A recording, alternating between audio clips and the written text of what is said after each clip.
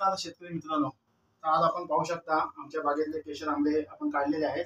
तर हे आंबे नैसर्गिकरित्या कसे पिकवले जातात हे आमचे गुरु श्री जनार्दन वाघेरे सर यांनी आम्हाला शिकवलेलं आहे. तर तो आपण ती कृती कशी करतात ते आपण पाहूया. सर्वप्रथम आपण कोमट पाणी घेतलेलं आहे, त्यामध्ये आपण हळद टाकणार आहोत. सगळ्यांना माहिती आहे हळद ही एक निर्जंतुकीकरणासाठी आपल्या याच्यामध्ये वापरली जाते. एक थोडीशी हळद घ्यायची आहे. हे मिश्रण चांगलं मिक्स झालं, कोमट पाणी आणि हळद याचं मिश्रण मिक्स करायचं आहे. त्यानंतर आपण हे आंबे काढलेले आहेत.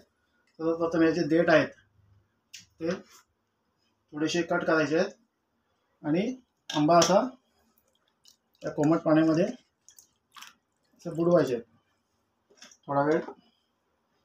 पाहू शकता असे देठ अतिरिक्त आहेत, हे कट करून हे आंबे आपण या पाण्यामध्ये बुडवत आहोत.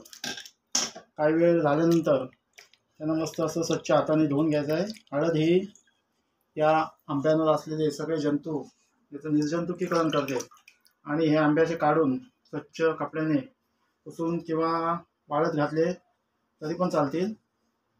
त्यानंतर असा एखादा बॉक्स घेऊन हे आपण इथे लावायचे. जरी पेंडा तुमच्याकडे नसेल, पेंडा असला तर उत्तम, जरी पेंडा नसेल तरी आपण पेपरमध्ये देखील नैसर्गिकरित्या आंबे आपण पिकवू शकतो. असे एकापाठोपाठ एक आंबे आपण लावायचे आहेत. आता मी तुम्हाला एक डेमो दाखवत आहे. ही भरपूर मोठी प्रोसेस आहे.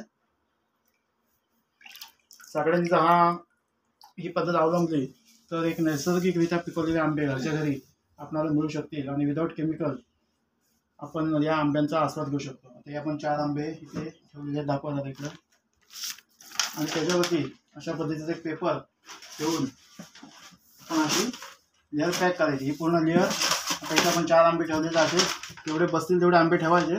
त्यावर हा पेपर ठेवायचा आणि पुन्हा वरती दुसरे आंबे लावायचे, दुसरा पेपर ठेवायचा, तिसरे आंबे लावायचे, तिसरा पेपर ठेवायचा आणि हा बॉक्स पॅक करून आपण ठेवायचा आहे.